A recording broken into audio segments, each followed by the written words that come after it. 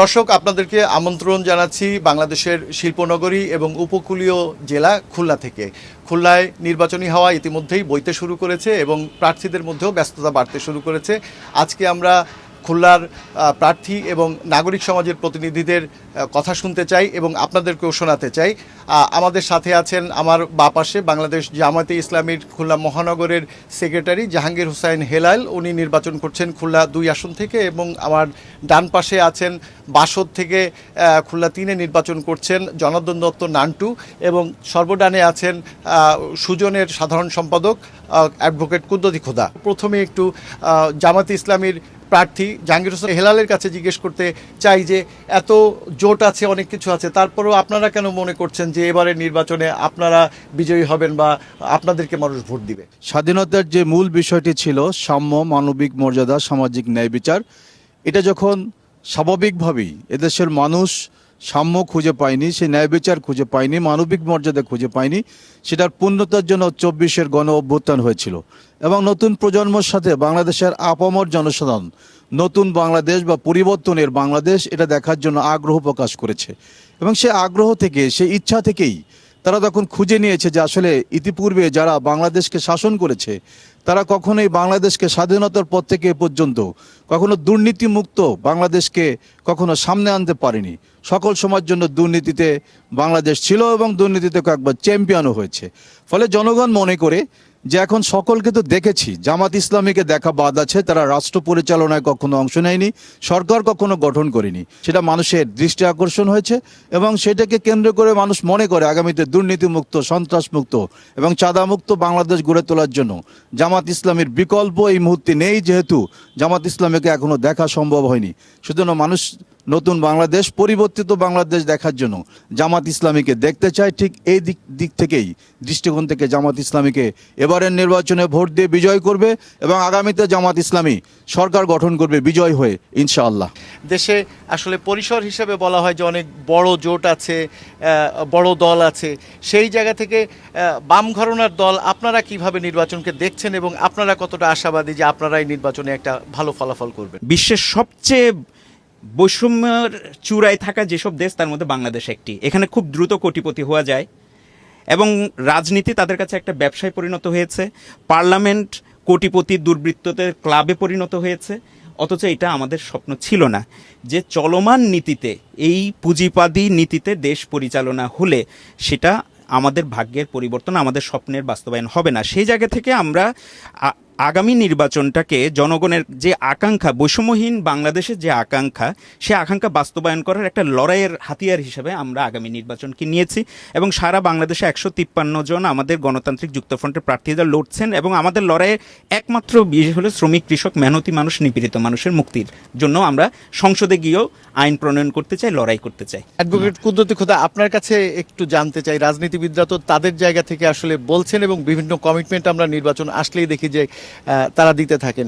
এখনো পর্যন্ত কি মনে হচ্ছে, নাগরিক সমাজের দৃষ্টিতে কিভাবে দেখছেন যে ক্যাম্পেইন হচ্ছে বা যে ম্যান্ডেট নিয়ে রাজনীতিবিদরা মাঠে এসেছেন সেটা কতটা আসলে বাস্তবায়নযোগ্য বা নাগরিকদের সাথে মিলছে কিনা? অন্যান্যবার যেটা দেখা যায় যে নির্বাচনের পরে যারা সংখ্যাগরিষ্ঠতা না পেলে এক ধরনের জোট তৈরি হয়, অর্থাৎ ক্ষমতায় যাবার জন্যে। কিন্তু এবার যেটা লক্ষ্য করেছি, নির্বাচনের আগেই জোটের একটা মহা ধুমধাম একটাই চলছে।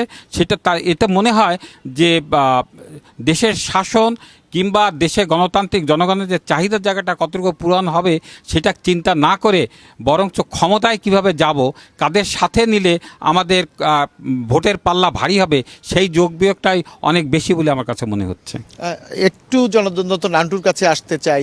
সেটা হচ্ছে যে আপনারা শিল্পনগরীতে কাজ করছেন, বন্দরনগরী এবং উপকূলীয় জায়গায় কাজ করছেন, এখানে কর্মসংস্থানের একটা বড় অভাব রয়েছে।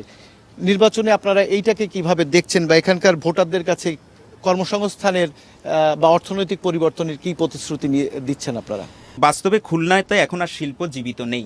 এবং জীবিত না থাকার অন্যতম কারণ হলো বিগত সমস্ত সরকারই তারা একটা বিশিল্পায়ন, বিশেষ করে সরকারি বা রাষ্ট্রীয় যেসব শিল্প প্রতিষ্ঠান আছে সেগুলোকে বন্ধ করে ব্যক্তি মালিকানায় দিয়ে লুটপাটের একটা ক্ষেত্রে সেগুলোকে পরিণত করেছে। সর্বশেষ 2020 সালে বিগত ফ্যাসিস্ট সরকার যখন 9টি পাটকল, খুলনা অঞ্চলের 9টি রাষ্ট্রায়ত্ত পাটকল সহ 26টি পাটকল বন্ধ করে দেয়, এর বিরুদ্ধে আমরা লড়াই করেছি। তার আগে থেকে মজুরি কমিশন বাস্তবায়নের দাবিতে লড়াই করছিলাম এবং 2020 সালে সেই লড়াইতে আমি নিজে গ্রেফতার হয়ে আমি অনেক দিন জেলে ছিলাম, এখনও সেই মামলা আমাকে মোকাবেলা করতে হচ্ছে। আচ্ছা, আমরা সমস্ত শিল্পকে রাষ্ট্রায়ত্ত মালিকানায় চালু করার জন্য আমরা উদ্যোগ নিব, সংসদে গিয়ে সেভাবে করে আইন পাশ করবো এবং সেই বিষয়ে আমাদের কোনো ধরনের ছাড় নেই। সর্বোপরি কথা হচ্ছে কি যে খুলনা আসলে একটা বৈষম্যের জায়গা আছে, অন্যান্য বিভাগীয় শহর, বিভাগীয় যে নগরীগুলো আছে সেই জায়গা থেকে। এজন্য আমাদের এই বৈষম্য, অবহেলা এটা আগামীতে দূর করা দরকার।